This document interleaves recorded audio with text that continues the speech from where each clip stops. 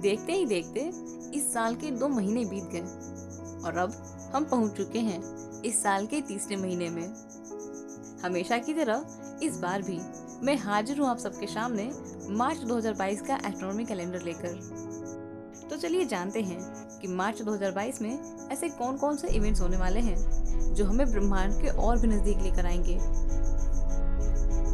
Comet Tempel 1 at perihelion. 3 मार्च को comet Tempel 1 सूरज से सबसे कम दूरी पर मौजूद होगा। इस दिन सूरज और इस कॉमेट के बीच की दूरी 1.54 एस्ट्रोनॉमिकल यूनिट होगी। यह कॉमेट बहुत ही इंटरेस्टिंग है क्योंकि इसका साइज उस एस्टेरॉयड के साइज का लगभग आधा है जिसने पृथ्वी पर से डायनासोर्स को खत्म किया था। नासा ने इस कॉमेट को स्टडी करने के लिए एक मिशन भी लॉन्च किया था जिसका नाम था डीप इम्पैक्ट। इस स्पेसक्राफ्ट को जानबूझकर इस कॉमेट से टकराया गया था ताकि कॉमेट की सतह से कुछ मटेरियल प्राप्त किया जा सके।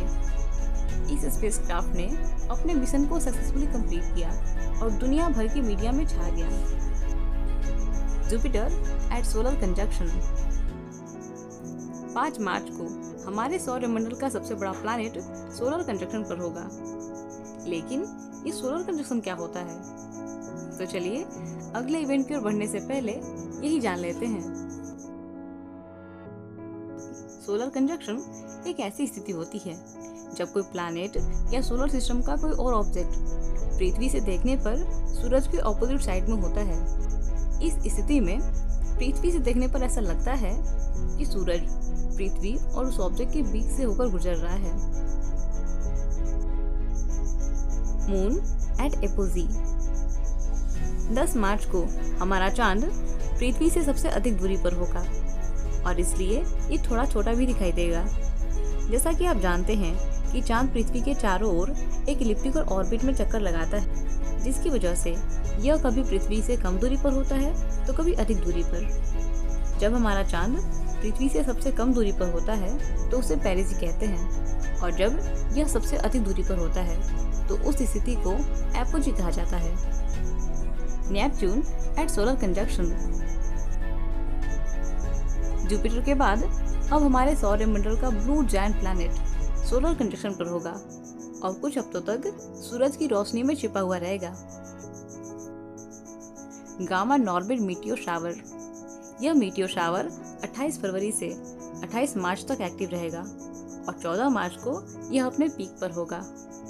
इस मीटियोर शावर में हर घंटे 6 मीटियोर्स गिरेंगे। Venus Mars conjunction. 15 मार्च को हमारे सौरमंडल का सबसे खूबसूरत प्लैनेट वीनस और रेड प्लैनेट मार्स रात के आसमान में एक ही पोजीशन शेयर करेंगे। रियलिटी में ये दोनों ही प्लैनेट्स एक दूसरे से करोड़ों किलोमीटर की दूरी पर होंगे। बस पृथ्वी से देखने पर ऐसा इल्यूजन क्रिएट होगा कि ये दोनों ही प्लैनेट्स एक ही पोजीशन पर हैं। Warm full moon. 18 मार्च को हमारा चांद रात के आसमान में अपनी पूरी रोशनी बिखेरेगा। मार्च के पूर्णिमा को चांद को वार्म फुल मून कहा जाता है क्योंकि इसी दौरान अर्थवर्म्स सर्दियां बिताकर मिट्टी से बाहर आते हैं। मार्च इक्विनॉक्स। 20 मार्च को सूरज की रोशनी इस साल में पहली बार पृथ्वी के इक्वेटर पर डायरेक्टली पड़ेगी। यह दिन नॉर्दर्न हेमिस्फीयर के लिए स्प्रिंग का पहला दिन होगा और सदर्न हेमिस्फीयर के लिए ऑटम का पहला दिन। इस दौरान पृथ्वी पर दिन और रात दोनों ही बराबर होंगे। Moon eight पेरिजी। 23 मार्च को हमारा चांद पृथ्वी से सबसे कम दूरी पर होगा और इसलिए ये सामान्य से थोड़ा सा बड़ा दिखाई देगा। Planetary dance of Saturn, Mars and Venus.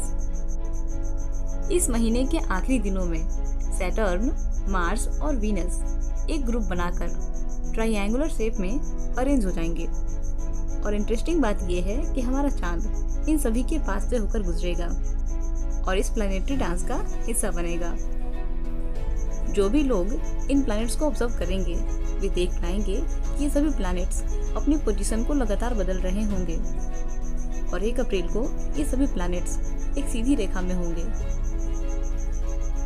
ये प्लैनेटरी डांस 5 अप्रैल तक जारी रहेगा। सनराइज के कुछ देर पहले का समय इस इवेंट को देखने के लिए बेस्ट टाइम होगा। तो अगर आप भी इस डांस को देखना चाहते हैं तो सुबह जल्दी उठने की कोशिश कीजिएगा। Saturn Venus conjunction. 29 मार्च को सैटर्न और वीनस रात के आसमान में एक ही लोकेशन शेयर करेंगे। इस इवेंट को देखने के लिए भी आपको सुबह जल्दी उठना पड़ेगा। New moon. इस महीने की आखिरी रात अमावस्या की रात होगी। यह रात एस्ट्रोनॉमर्स और हम जैसे एस्ट्रोनॉमी लवर्स के लिए काफ़ी अच्छी रात होने वाली है, क्योंकि उस वक्त टेलीस्कोप की मदद से डीप स्काई ऑब्जेक्ट को आसानी से देखा जा सकता है।